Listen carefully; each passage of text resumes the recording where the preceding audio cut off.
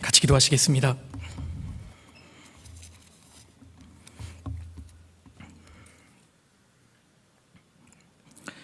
거룩하시고 자비로우신 우리 아버지 하나님, 참으로 감사드립니다. 저희를 구원해 주시고 또 주님의 귀한 자녀 삼아 주신 은혜에 감사드립니다. 특별히 저희를 젊은 나이에 불러 구원해 주시고 시간과 또 힘과 열정이 있을 때 주님을 위해 준비하고 또 주를 위해 일할 수 있도록 해주신 것 감사드립니다. 역사의 마지막 때를 살고 있습니다. 더욱 저희가 깨어서 주님을 기쁘시게 하고 또 주의 일을 하다가 주 앞에 설 수 있도록 도와주시고, 너무나 중요한 이 시기에 주님과 복음을 위해서 모든 것을 준비하고 또 예비할 수 있도록 도와주옵소서. 우리 각 사람의 인생과 마음을 주님 붙들어 주시고 또 저희에게 믿음과 사랑을 더해 주시기를 간절히 기도드립니다. 이 시간 또 추계 수양회가 진행되고 있습니다. 많은 사람들이 구원을 받음으로 마지막 시대에 주님께 큰 영광이 돌아갈 수 있도록 도와주시고 그 일에 저희 교회를 또 우리 모두를 귀하게 사용해 주시기를 기도합니다. 이 시간도 주님의 귀한 말씀이 우리 마음 가운데 심기워질 수 있도록 도와주옵소서. 모든 것을 주께 의지합니다. 저희를 언제나 사랑하시는 예수님 이름으로 기도드렸습니다. 아멘. 우리 성경 같이 찾겠습니다. 마가복음 15장입니다.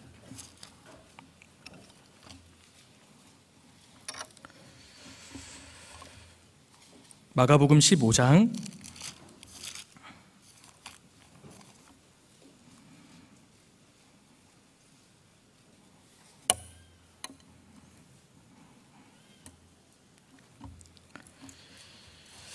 21절부터 제가 몇 구절 읽도록 하겠습니다.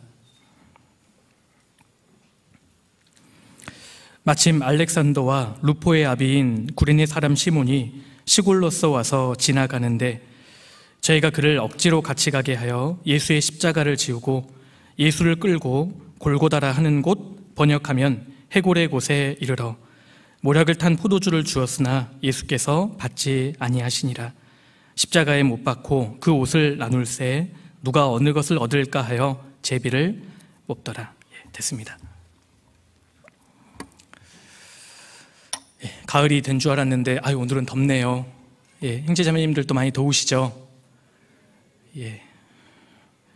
어떻게 하면 좋아요? 말씀으로 더 뜨거워질 텐데 죄송합니다.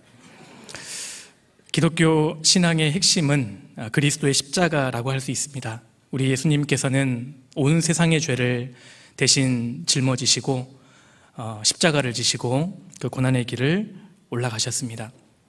예수님께서 끌려가신 빌라도 법정에서부터 골고다 언덕까지 약 1km의 길을 라틴어로 비아 돌로로사, 고난의 길이라고 합니다. 아주 좁고 가파른 길입니다.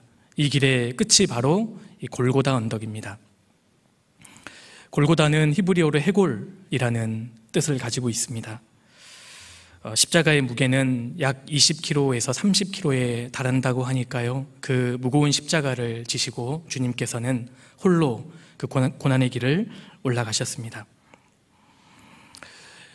예수님께서는 그 전날 겟세마네 동산에서 땀방울이 핏방울이 되도록 기도하셨고 당시의 모든 제자들은 또 주님을 떠나버리기도 했습니다. 또 잡히셔서 이곳저곳 끌려다니면서 재판을 받으시면서 또 모욕을 당하셨고 120대의 채찍을 맞으셨기 때문에 예수님의 심신은 그야말로 아주 극도로 쇠약해지신 상태였습니다.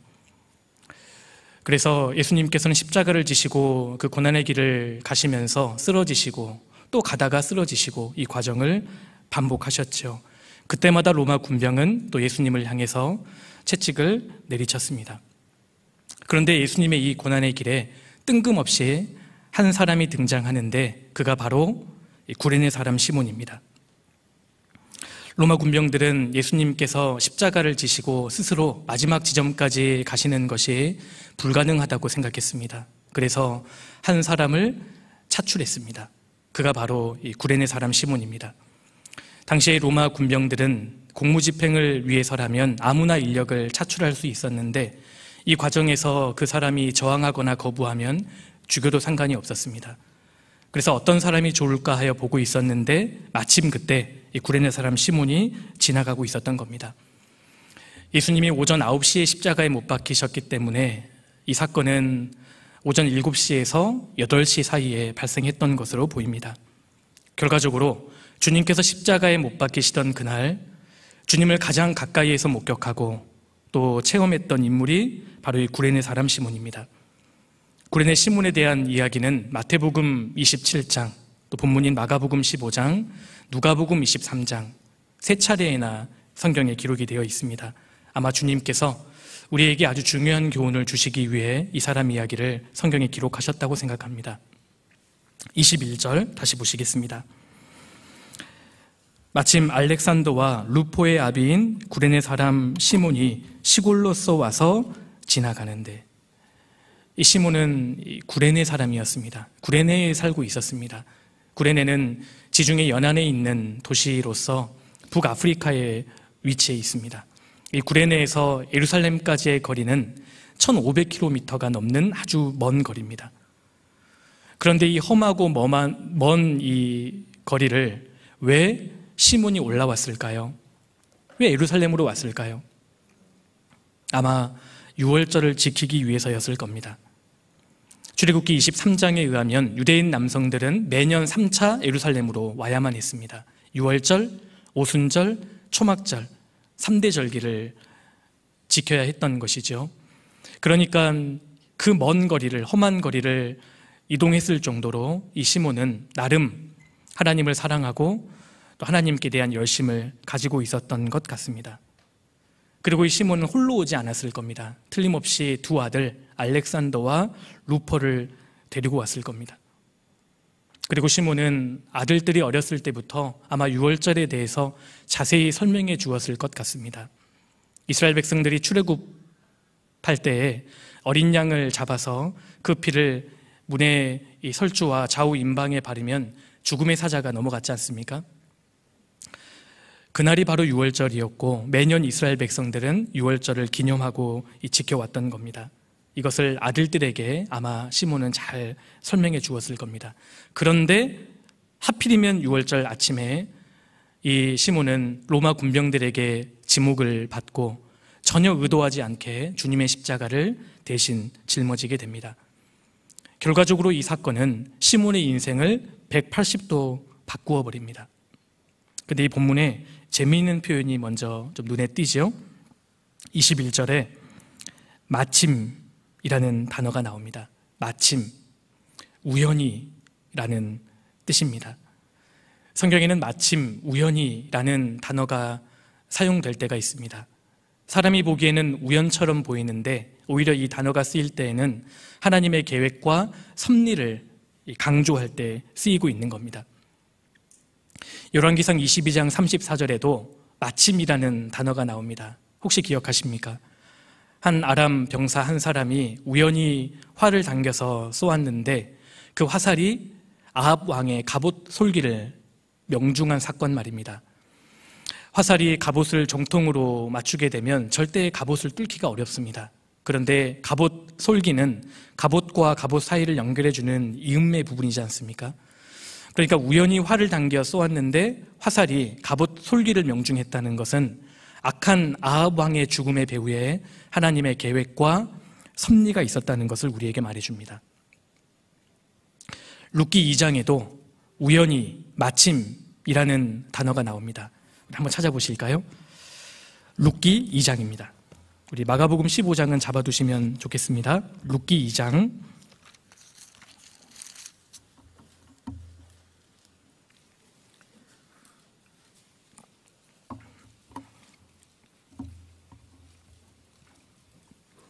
룻기 2장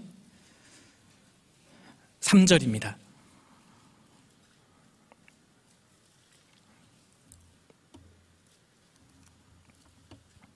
3절 제가 읽겠습니다. 룻이 가서 베는 자를 따라 밭에서 이삭을 줍는데 우연히 엘리멜렉의 친족 보아스에게 속한 밭에 이르렀더라.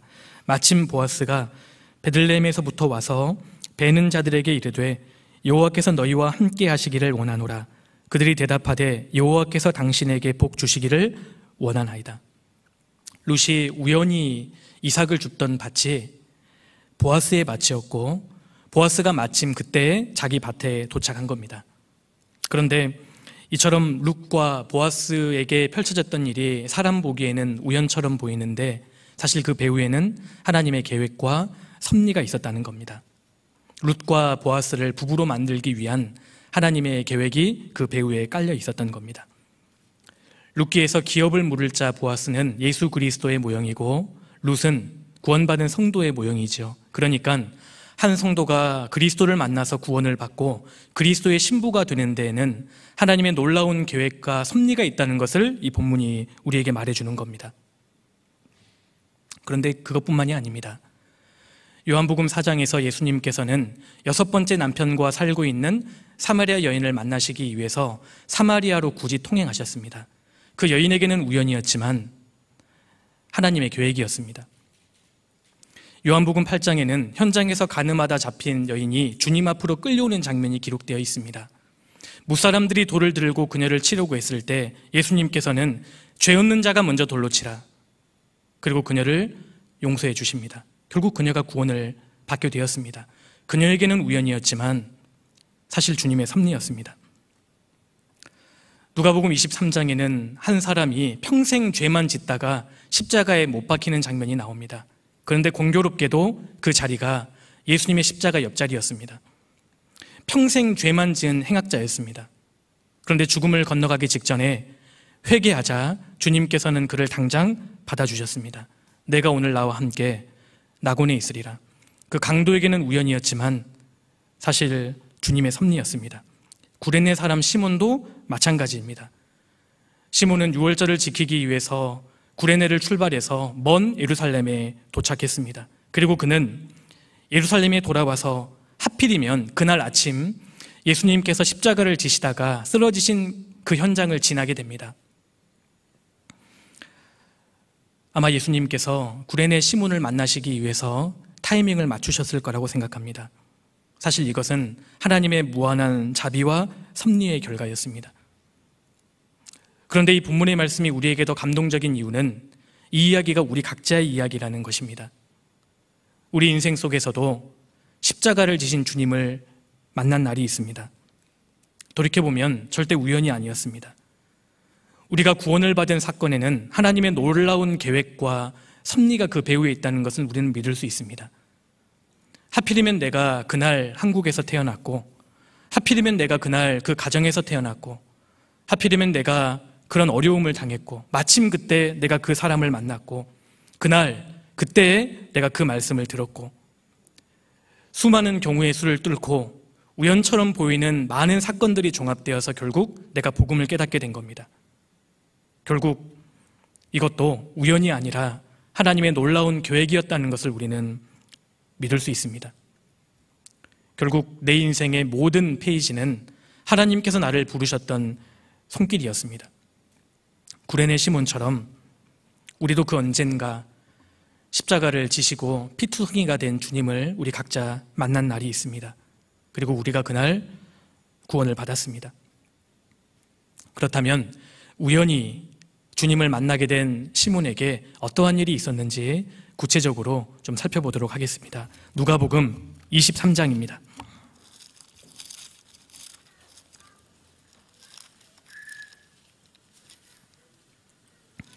누가복음 23장 26절입니다.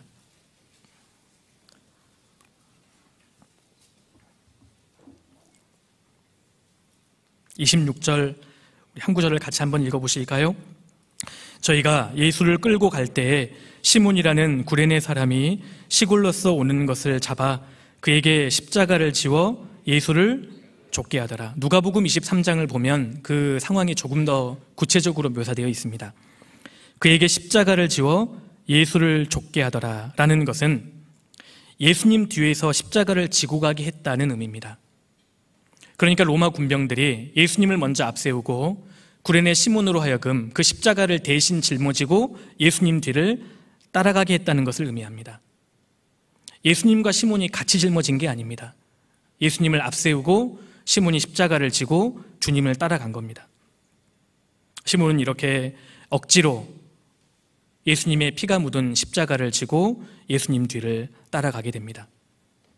한번 생각해 보십시오. 이때 시몬이 무슨 생각을 했을까요? 아무 생각이 없었을까요? 우리 지금 형제자매님들이 지금 아무 생각이 없으신 것 같은데 얼마나 불쾌하고 황당했겠습니까? 아마 처음에는 화도 나고 정말 재수없다고도 생각했을 겁니다. 그리고 아마 앞에 가는 예수님이 원망스러웠을 겁니다. 도대체 저분은 어떤 죄를 지었길래 죽음을 향해 이 험한 길을 올라가고 있는 것일까? 도대체 저분은 어떤 삶을 살았길래 이렇게 많은 군중들에게 원색적인 욕설을 듣고 있는 것일까? 그리고 나는 왜 오늘 지금 저 사람 뒤를 따라가면서 같은 욕을 들어야만 하는가? 아마 처음에는 이런 생각을 하다가 예수님을 따라가면서 점차 생각이 바뀌었을 거라고 생각합니다. 시몬은 주님 그 마지막 순간을 가장 가까이에서 볼 수 있었던 인물입니다. 생각이 바뀌기 시작했을 겁니다. 그리고 직감적으로 저분은 보통 사람이 아니다는 것을 아마 느꼈을 겁니다.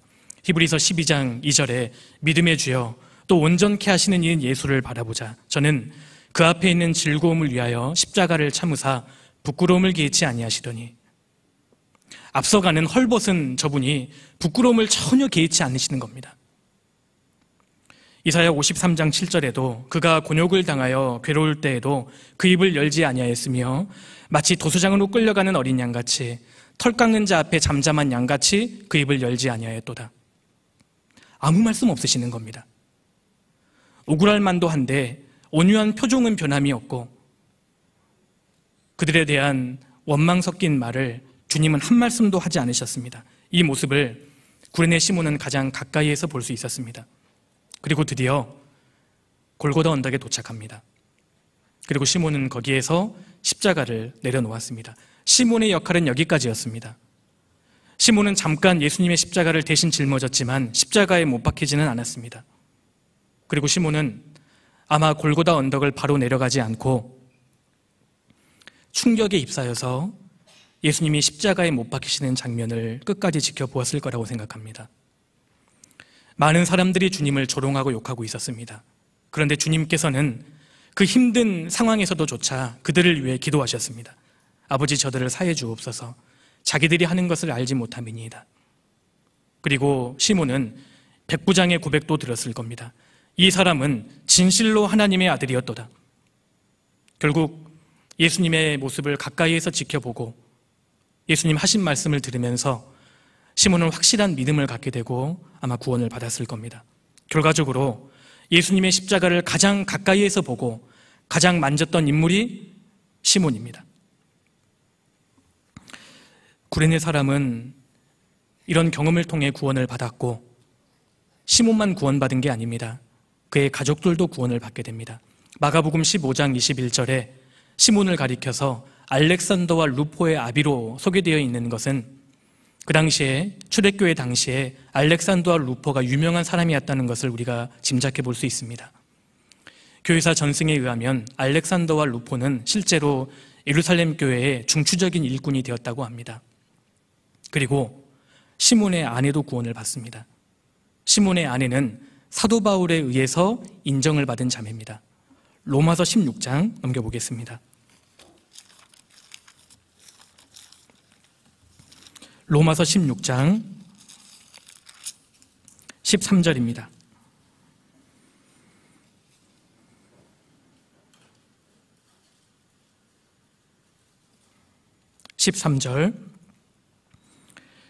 주 안에서 택하심을 입은 루포와 그 어머니에게 문안하라. 그 어머니는 곧 내 어머니니라.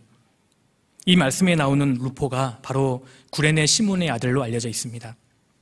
로마서는 예수님께서 십자가에 죽으신 뒤에 30년 후에 기록된 서신서입니다. 그러니까 이 본문에는 30년 후에 시몬의 가정의 모습을 우리가 볼 수 있습니다. 30년 후에 사도 바울은 루포의 어머니를 가리켜서 내 어머니니라, 그렇게 말하는 것을 모아서 루포의 어머니는 사도 바울을 정말 친아들처럼 아끼고 돌봐 주었던 것 같고, 사도 바울도 루포의 어머니를 친어머니처럼 사랑하고 존경했던 것 같습니다. 이처럼 우연처럼 보이는 그날의 극적인 사건은 구레네 사람 시몬과 그의 가정을 완전히 바꿔놨습니다. 결과적으로 이것은 하나님의 계획이었고 섭리였습니다. 시몬은 나중에 알았을 겁니다. 내가 그 짧은 시간 주님의 십자가를 지고 갔지만 사실은 주님께서 자신의 모든 죄를 대신 지고 가셨다는 것을 나중에 확실히 알았을 겁니다. 방금 전까지 자기의 얼굴과 자기 몸에 묻은 예수님의 그 피가 자기의 모든 죄를 사하는 보혈이었다는 사실을 시몬은 나중에 알았을 겁니다. 공교롭게도 그날은 유월절이었습니다. 예수님께서 십자가에 달리셔서 그 형벌을 받으셨기 때문에 시몬이 심판을 받지 않게 되었지 않습니까? 그러니까 유월절의 진정한 어린 양이 바로 예수님이셨습니다. 나중에 시몬은 그 사실을 확실히 알았을 겁니다. 그런데 이 사실은 우리가 깨달은 사실과도 동일합니다. 우리도 십자가를 지시고 십자가에 못 박히시는 주님을 믿음의 눈으로 바라본 사람들입니다. 그날 우리가 구원을 받았습니다. 이처럼 예수님께서 돌아가시는 그 마지막 날에 주님을 가장 가까이에서 보고 그 십자가를 짊어진 이 구레네 사람 시몬의 이야기는 아주 극적이고 또 아주 의미심장합니다. 사실 이 모습은 구원받은 그리스도인의 신앙생활을 우리에게 단적으로 보여줍니다. 이 시몬의 모습을 통해서 주님은 우리에게 아주 중요한 내용을 말씀하십니다. 오늘 이 시몬의 모습을 통해서 주님이 우리에게 원하시는 신앙의 자세를 좀 잠깐 같이 생각해 보려고 합니다. 누가복음 23장 다시 돌아가겠습니다. 누가복음 23장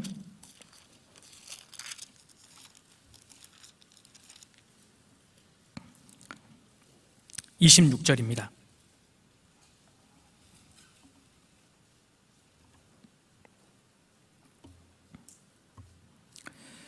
저희가 예수를 끌고 갈 때에 시몬이라는 구레네 사람이 시골로서 오는 것을 잡아 그에게 십자가를 지워 예수를 좇게 하더라. 그에게 십자가를 지워 예수를 좇게 하더라. 의미심장한 말씀 아닙니까? 예수님 그 마지막 순간에 주님의 십자가를 지고 주님 뒤를 따랐던 사람은 시몬밖에 없습니다. 역사상 누가 이런 경험을 해보았겠어요? 이날의 광경을 머릿속으로 한번 그려보십시오. 구레네 사람 시몬이 주님의 십자가를 지고 주님 피를 자기 몸에 묻히면서 주님 뒤를 따라갑니다. 이 모습이 성경이 말씀하는 성도의 자세이고 제자도입니다. 주님은 시몬의 모습을 통해서 우리에게 이것을 교훈하십니다. 주님은 마지막 시대에 우리 각 사람이 이 사람이 되기를 원하시는 겁니다. 우리도 주님을 따르는 구레네 사람 시몬처럼 되어야 합니다. 이 시몬의 모습을 가장 잘 풀어서 설명하는 성경이 누가복음 9장 23절입니다. 한번 찾아보실까요? 누가복음 9장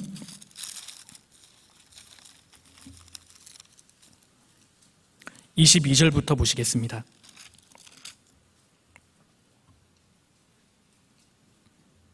누가복음 9장 22절입니다.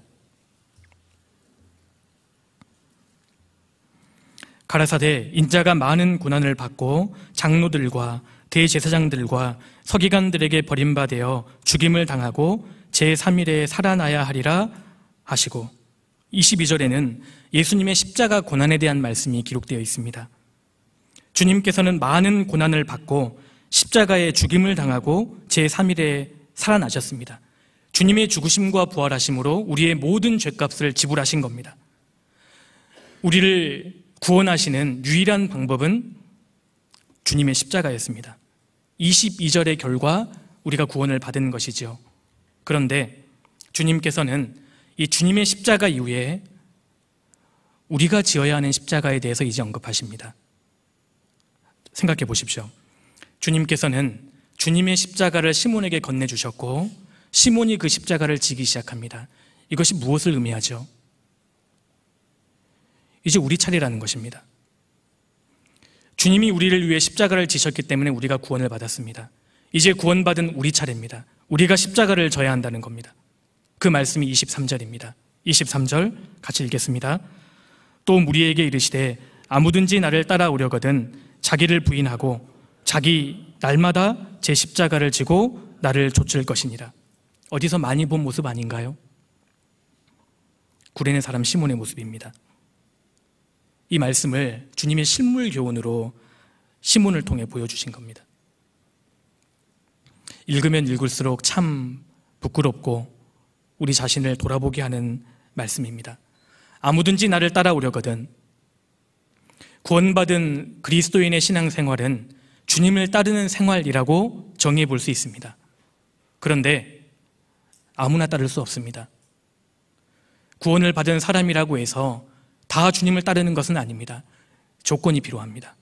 이 조건을 주님이 크게 세 가지로 말씀하셨습니다. 자기를 부인하고 날마다 제 십자가를 지고 나를 좇을 것이니라. 전제 조건이 있습니다. 이 말씀 앞에, 주님이 말씀하신 기준 앞에 우리 각 사람을 비추어 돌아보는 것이 마땅합니다. 첫 번째, 주님을 따르기 위해서는 자기를 부인해야 합니다. 자기를 부인하고,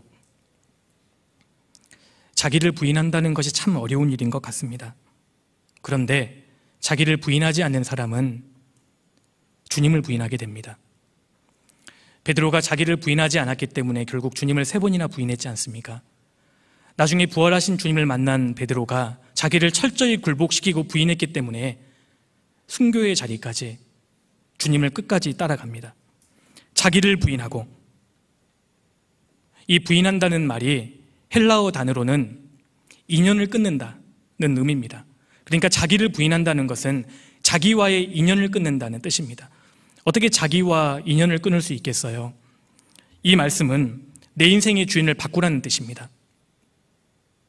우리가 구원을 받기 전에는 내 인생의 주인이 내 자신이었습니다. 내 옛사람이 내 인생의 주인석에 앉아서 내 인생을 좌지우지했던 겁니다. 그런데 자기를 부인한다는 것은 내 인생의 주인석에서, 조종석에서 내 자신을 끌어내리라는 의미입니다. 자기를 부인하고 내 인생이 내 것이라고 생각하면서 내 이상과 목적을 이루기 위해서 노력해왔던 내 자신을 내 인생의 주인석에서 끌어내리는 것입니다. 그리고 주인을 바꾸는 겁니다.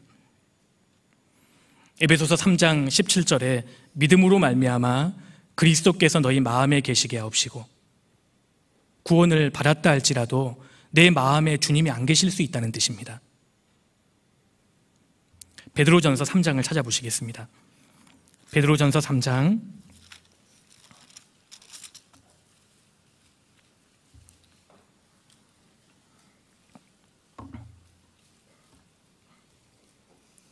15절입니다.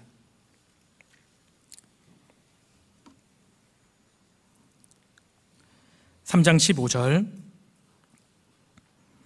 너희 마음에 그리스도를 주로 삼아 거룩하게 하고 너희 속에 있는 소망에 관한 이유를 묻는 자에게는 대답할 것을 항상 예비하되 온유와 두려움으로 하고, 여기 사도 베드로께서도 너희 마음에 그리스도를 주인으로 삼으라는 겁니다.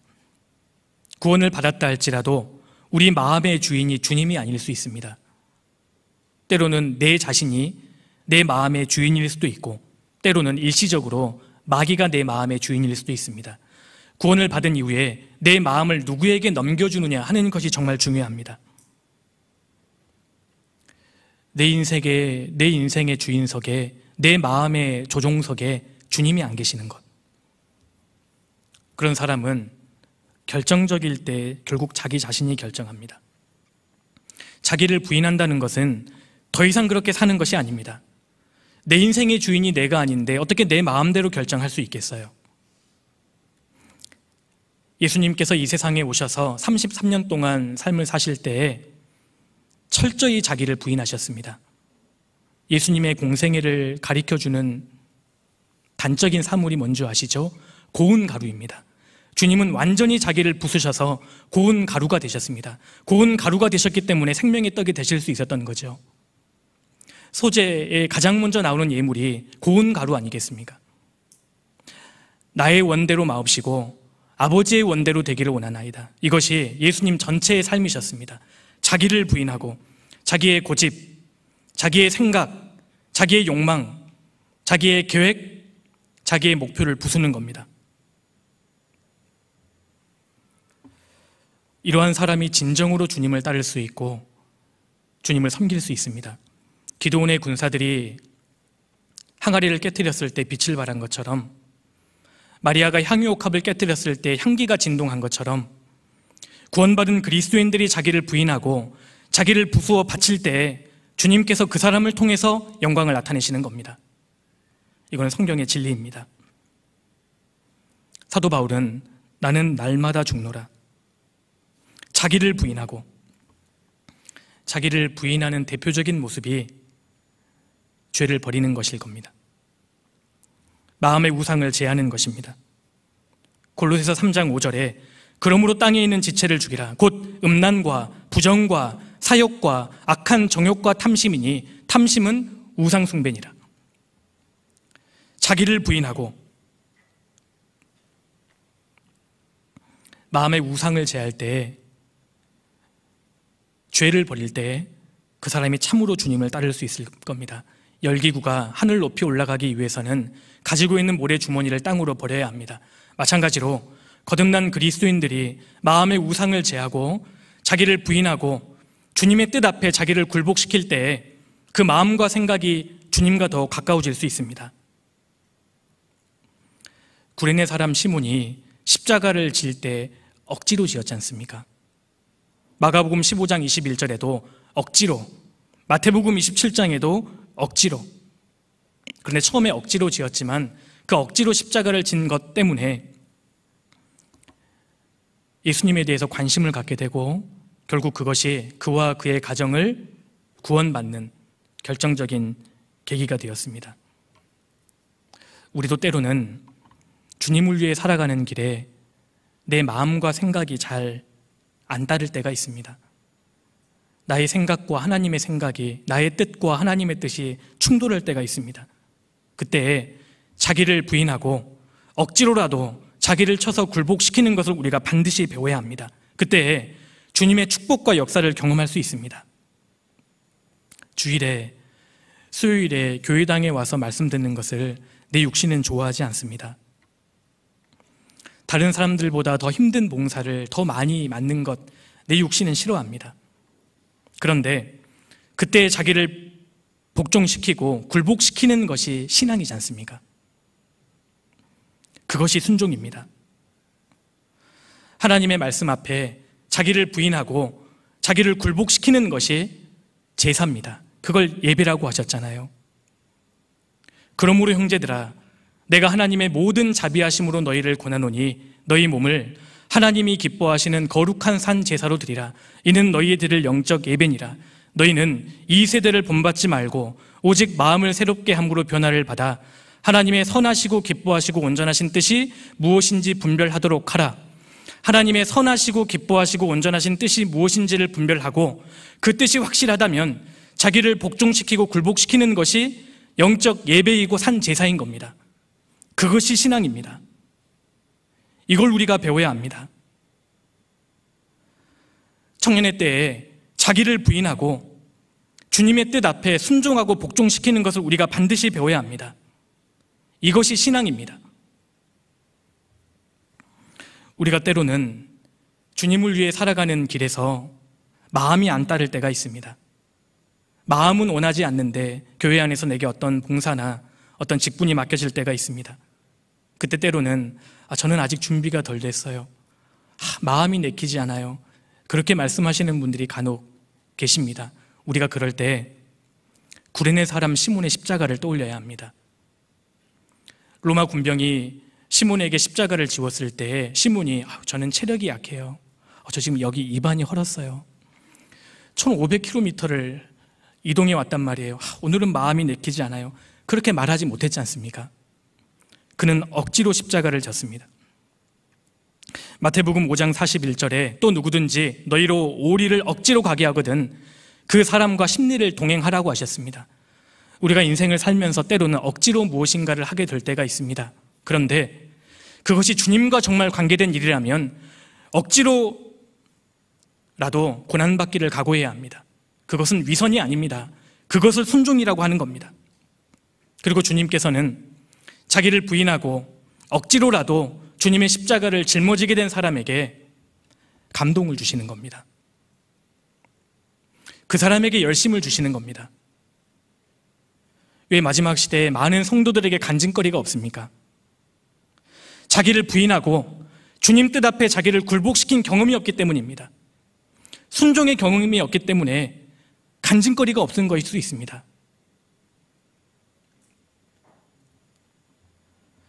자기를 부인하고 주님의 뜻 앞에 자기를 굴복시킨 사람만이 감사와 감동을 느낍니다. 그 사람에게 주님이 열심이라는 선물을 주십니다.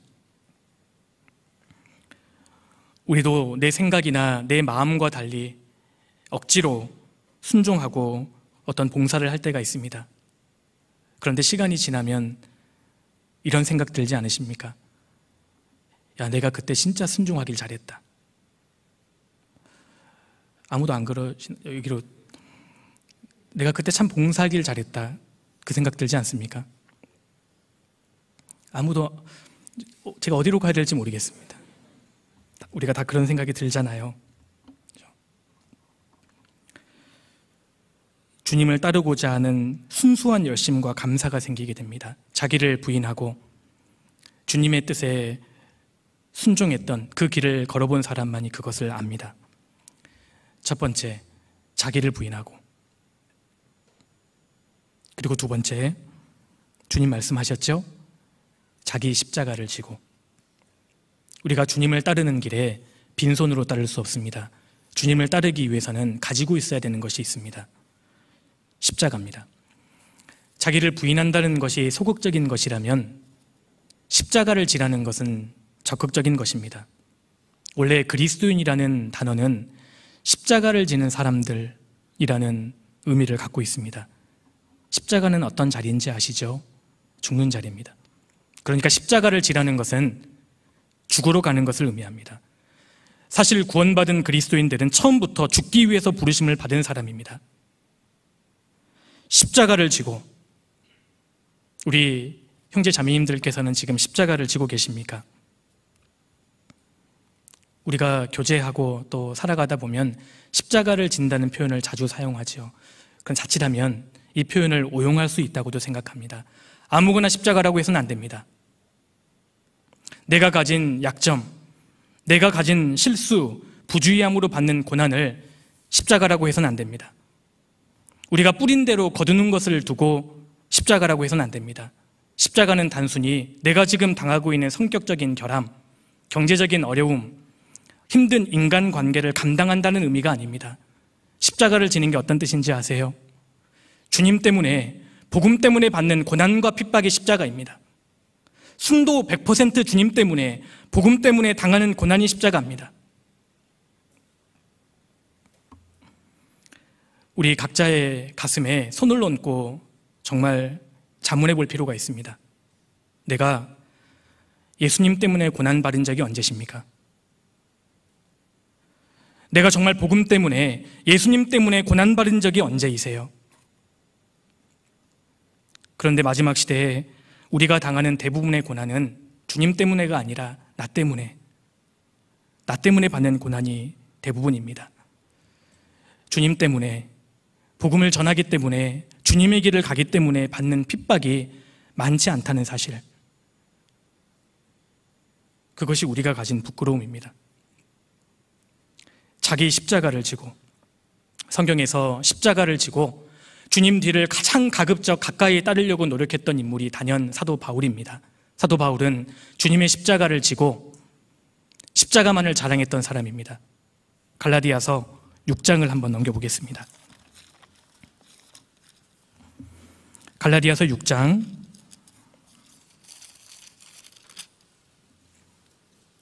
14절입니다.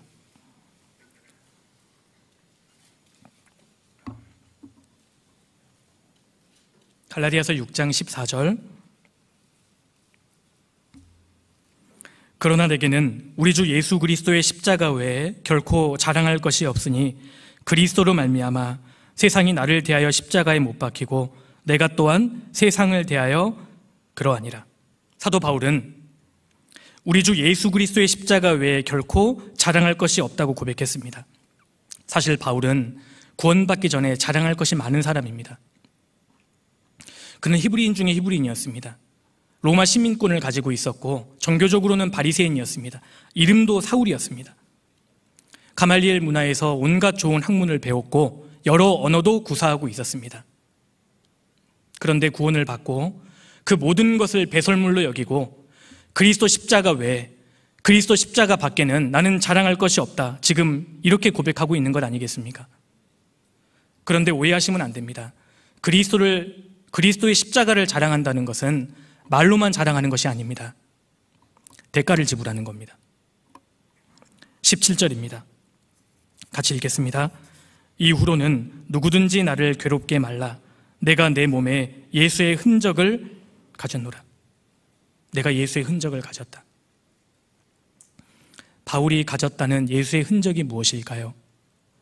바울은 몸에 예수의 흔적을 갖고 있었습니다. 예수의 흔적은 주님 때문에, 복음 때문에 당한 상처입니다. 바울의 온몸은 상처투성이었다는 겁니다.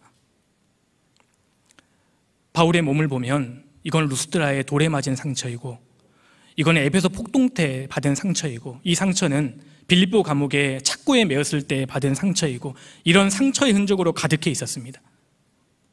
그것이 그리스도의 십자가를 자랑하는 겁니다. 한번 자문해 보십시오. 나는 예수님 때문에 돌멩이 하나 맞은 적이 있습니까? 정말 나는 복음 전하다가 뺨에 맞아서 기절한 적이 있습니까? 정말 내가 주님 때문에 넘치도록 수고한 적이 있습니까? 사실 우리가 이래가지고 주님 앞에 섰을 때 주님 얼굴 볼 면목이 있을까요? 주님이 우리 눈물 닦아주시려고 하면 우리 민망해서 어쩔 줄 모를 것입니다. 저는 주님이 내 눈물 닦아주시려고 하면 주님 저는 괜찮아요. 옆에 바울 한 번 더 닦아주세요. 저는 그럴 것만 같습니다. 이것이 마지막 시대에 구원받은 그리스도인이 가지고 있는 부끄러움입니다. 신사참배를 계속적으로 거부해서 고문도 당하고 결국은 순교를 하신 주기철 목사님이 이런 말씀을 남겼습니다. 주님을 위하여 오는 고난을 내가 피하였다가 이 다음 내 무슨 낯으로 주님을 대하오리이까? 주님을 위하여 이제 당하는 수혹을 내가 피하였다가 이 다음 주님이 너는 내 이름과 평안과 즐거움을 다 받아 누리고 고난의 자는 어찌하고 왔느냐 물으시면 내가 무슨 말로 대답하리이까? 주님을 위하여 오는 십자가를 내가 이제 피하였다가 이 다음 주님이 너는 내가 준 유일한 유산인 고난의 십자가를 어찌하고 왔느냐 그렇게 물으시면 내가 무슨 말로 대답하리이까?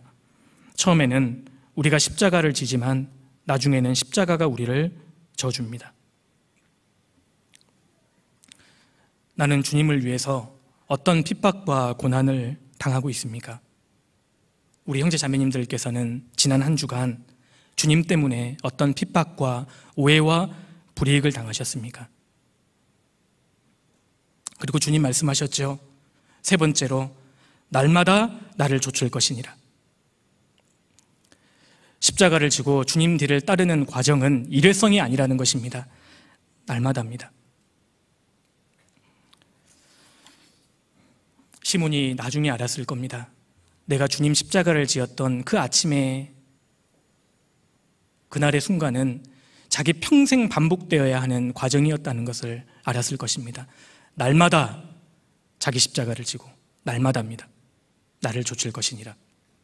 날마다라는 단어를 다른 말로 바꿔보면 365일, 평생, 끝까지입니다. 신앙은 끝까지입니다. 그렇다면 어떤 사람이 그 힘든 험한 가파른 길을 끝까지 주님을 따라갈 수 있을까요? 사실 답은 간단합니다. 주님을 가장 사랑하는 사람입니다. 주님을 가장 사랑하는 사람. 세상에 누구를 감당하지 못하지요. 주님을 가장 사랑하는 사람입니다. 마태복음 10장을 넘겨보겠습니다. 마태복음 10장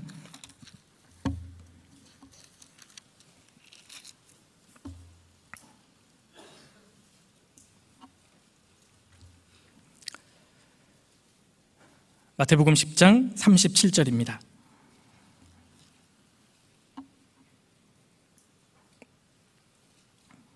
예수님께서 제자들에게 직접 하신 말씀입니다. 37절, 아비나오미를 나보다 더 사랑하는 자는 내게 합당치 아니하고 아들이나 딸을 나보다 더 사랑하는 자도 내게 합당치 아니하고 또 자기 십자가를 지고 나를 좇지 않는 자도 내게 합당치 아니하니라.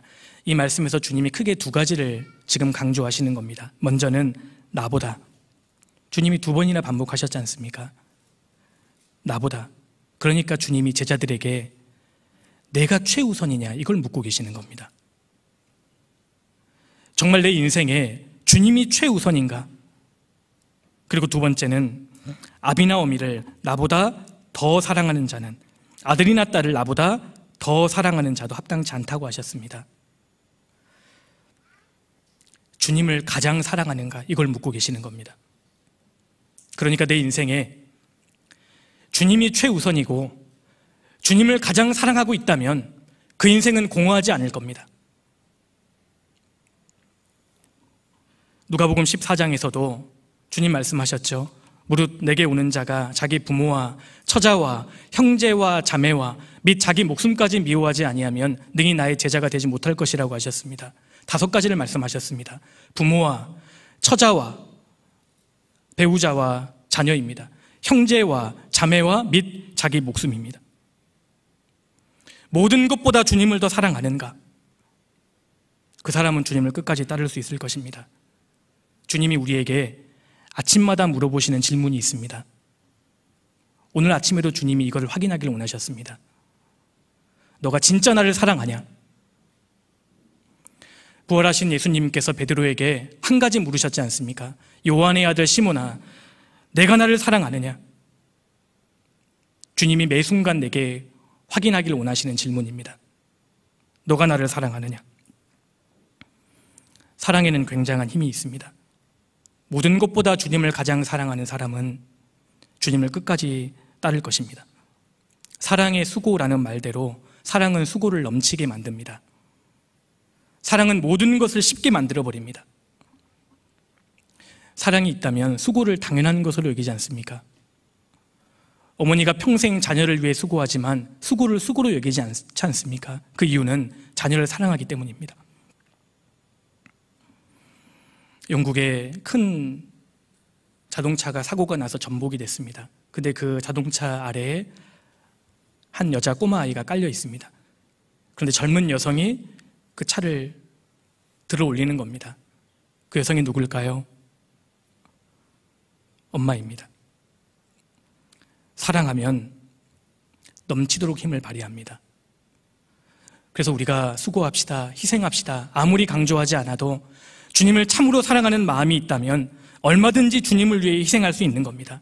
시편 63편에도 주의 인자가 생명보다 나음으로, 이 고백은 구원받은 그리스도인들만 할 수 있는 고백일 겁니다. 주님의 사랑이 제 생명보다 낫습니다. 자기 십자가를 지고 날마다 나를 좇을 것이니라. 주님은 이 모습을 원하십니다. 그러니까 우리가 자기를 부인하고 모든 것보다 주님을 사랑하고 정말 죽으면 죽으리라는 각오를 가지고 주님을 위해 희생하고 수고할 각오를 가진다면 그 사람이 이 시대의 구레네 시몬입니다. 지금 주님은 그 사람을 찾고 계시거든요. 주님을 잃으면 다 잃어버리는 거지 않습니까? 반대로 세상 것은 다 잃어도 주님 한 분만 얻으면 그 사람은 성공한 인생 아니겠어요? 정말 내 인생에 가장 소중한 분이 주님 아니십니까? 내가 정말 주님을 사랑합니까? 주님 이것을 확인하기를 원하실 겁니다. 마가복음 15장 다시 돌아가겠습니다.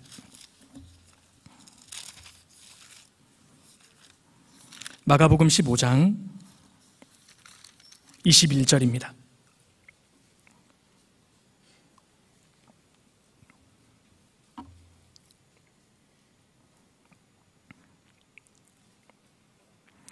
마침 알렉산더와 루포의 아비인 구레네 사람 시몬이 시골로서 와서 지나가는데 저희가 그를 억지로 같이 가게 하여 예수의 십자가를 지우고. 구레네 시몬이 천국에서 예수님을 다시 만나게 되는 그 순간을 한번 상상해 보십시오. 주님께서는 구레네 시몬을 만나서 껴안으시면서 이렇게 말씀하실 겁니다. 시몬아, 그때 내가 참 힘들었는데 너 나를 도와줘서 정말 고맙다. 그때 시몬이 뭐라고 대답할까요? 주님, 무슨 말씀이세요? 그날 아침에 주님이 저를 십자가로 만나주지 않으셨다면 제가 어떻게 여기 있을 수 있겠어요? 그리고 주님, 그날 아침 제가 주님의 십자가를 잠시라도 대신 짊어졌던 그 순간은 제 인생의 가장 영광스럽고 최고로 행복한 순간이었습니다. 그렇게 대답하지 않겠습니까? 그렇습니다. 여기 계시는 우리 형제 자매님들 중에 시몬처럼 억지로 내 생각과 달리 지금 십자가를 지고 계신 분이 계실 수 있습니다.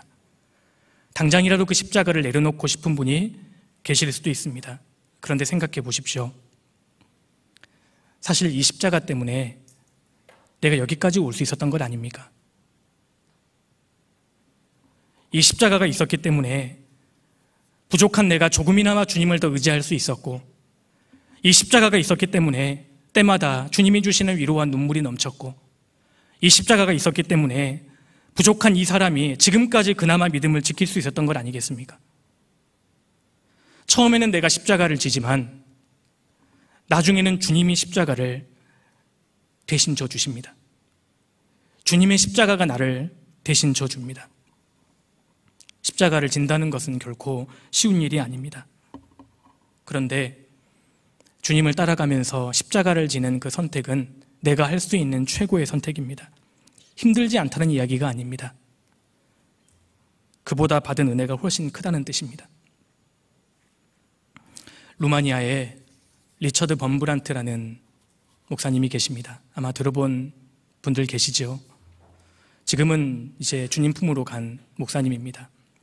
2차 세계대전 당시에 루마니아는 공산권 국가였습니다. 나치의 치하에 있었기 때문에 종교의 자유가 없었습니다. 구원을 받고 믿음을 저버리지 않고 복음을 전한다는 이유로 이분이 참 많은 고난과 핍박과 고문을 당했습니다. 그분이 여러 책을 썼는데 옥중에서 만난 그리스도와 같은 책을 보면 그가 또 그 당대의 성도들이 당한 고난이 정말 사실적으로 묘사가 되어 있습니다. 주님을 부인하지 않으면 손가락을 철문에 넣고 철문을 닫아버립니다. 10개의 손가락을 다 그렇게 합니다. 한 평도 되지 않은 감옥에 굶은 쥐들을 풀어놓습니다. 쥐들이 굶주리면 사람을 공격합니다. 잠을 못 자게 하는 겁니다. 이분의 몸에는 12군데의 칼자국이 있고 18군데의 화상자국이 있습니다. 아내도 잡혀가고 아들도 불황아가 되고 거꾸로 매달려 놓고 채찍으로 때리는 건 아주 예사입니다. 속옷만 입혀놓고 냉동실에 데리고 가서 고문을 합니다. 그래서 이분이 나중에 냉동실 문을 열어도 그 트라우마가 있었다고 합니다.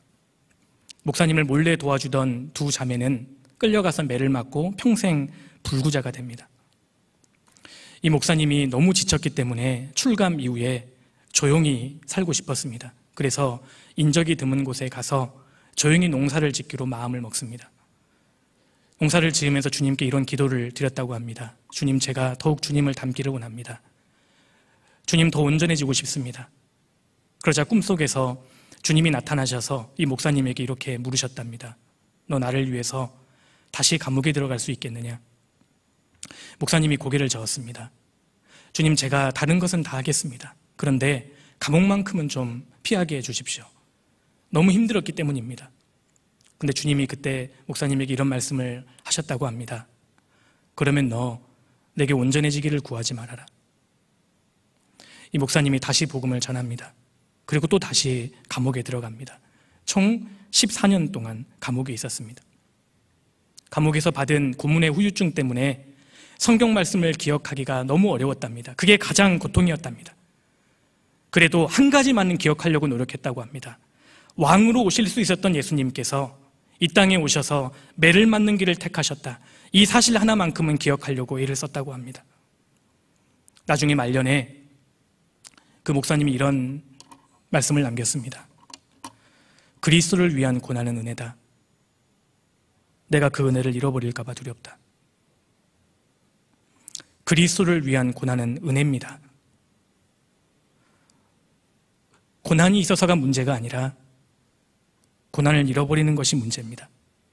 내 인생에, 내 가정에 주님의 더 큰 은혜와 축복을 경험하기를 원한다면 우리도 마지막 시대에 구레네 사람 시몬처럼 주님의 십자가를 지고 주님을 따라야 합니다. 구레네 시몬은 오늘날 우리에게 그런 도전을 줍니다. 세상에서 가장 현명한 사람이 누구겠어요? 주님의 십자가를 지고 주님 뒤를 끝까지 따르는 사람입니다. 그 사람이 가장 지혜로운 사람입니다. 주님을 가장 사랑하고 자기 십자가를 지고 주님 뒤를 묵묵히 따르는 사람이 가장 현명한 사람입니다. 시몬은 주님의 고난에 동참하는 최고의 선택을 한 겁니다. 우리가 인생을 한번 살면서 확실하게 믿음을 해야 합니다. 우리가 머지않아 주님을 곧 만난다는 것이 분명한 사실이지 않습니까? 우리 주님이 오시면 모든 수고가 끝이 납니다. 그때 우리가 십자가를 내려놓을 겁니다. 우리가 십자가를 지고 고난을 받는 것은 잠깐이지만 천국에서 영원한 천국에 들어가는 것에 비한다면 그것은 아무것도 아닐 겁니다. 얼마 남지 않았습니다. 내가 선한 싸움을 싸우고 나의 달려갈 길을 마치고 믿음을 지켰으니 이제 후로는 나를 위하여 의의 면류관이 예배되었으므로 주 곧 의로우신 재판장이 내게 주실 것이니 내게만 아니라 주의 나타나심을 사모하는 모든 자에게니라. 이 길의 끝에 주님이 두 팔 벌려서 나를 기다리고 계십니다. 2000년 전에 주님께서 십자가를 지시고 지쳐서 쓰러지시는 그 현장에 우리 형제자매님들이 계시다면 어떤 선택을 하시겠습니까? 여기 계시는 모든 형제자매님들은 아마 주님 앞에 눈물을 흘리면서 뛰어갈 겁니다. 주님, 제가 질게요. 주님, 그냥 가세요. 제가 지고 대신 따라갈게요. 우리 다 그러지 않겠습니까? 우리에게 아직 기회가 있습니다. 지금까지의 내 인생이 아무리 절망적이라 할지라도 우리에게 아직 기회가 있습니다. 만회할 수 있는 기회 말입니다. 신앙은 끝이 좋아야 합니다. 주님은 오늘 구레네 시몬과 같은 사람을 찾고 계십니다. 청년의 때에 내가 인생을 어떻게 살 것인가 진지하게 고민하고 선택할 필요가 있습니다. 한 사람이 구원을 받고 자기를 부인하고 자기 십자가를 지고 끝까지 주님 뒤를 따라가는 인생, 사람의 영혼을 건지고 세우기 위해서 발버둥치는 인생, 가급적 주님 뒤를 가까이 따르기 위해서 몸부림치는 사람, 그 사람이 되어야 합니다. 형제 자매님들, 지금은 십자가를 내려놓을 때가 아닙니다. 십자가를 짊어지어야 할 때입니다. 주님과 함께 십자가를 짊어진 사람만이 주님과 더불어 영광을 누릴 자격이 있습니다. 우리의 십자가가 때로는 무겁다고 하지만 솔직히 주님이 지신 것과 어떻게 비교할 수 있겠습니까? 얼마 남지 않았습니다. 우리 모두는 자기 분량 안에서 최선을 다해 주님 우리에 살다가 주님 앞에 서야 하리라고 생각합니다. 같이 기도하시겠습니다. 고마우신 주님 감사합니다. 저희를 구원해 주시고 주님 함께 하시는 교회 가운데 거하며 믿음을 붙들어 주신 은혜 감사드립니다. 자기를 부인하고 자기 십자가를 지고 날마다 주님을 좇는 사람이 되게 해주시고 우리 모두를 주님 영광을 위해 귀하게 사용해 주시기를 간절히 기도드립니다. 마지막 시대에 우리 형제 자매님들의 마음을 위로해 주시고 또 말씀으로 주님의 사랑으로 더욱 굳게 해주셔서 이 힘든 세상을 묵묵히 믿음으로 잘 견디고 승리할 수 있도록 도와주옵소서. 모든 것을 주께 의지합니다. 저희를 언제나 사랑하시는 예수님 이름으로 기도드렸습니다. 아멘. 수고하셨습니다.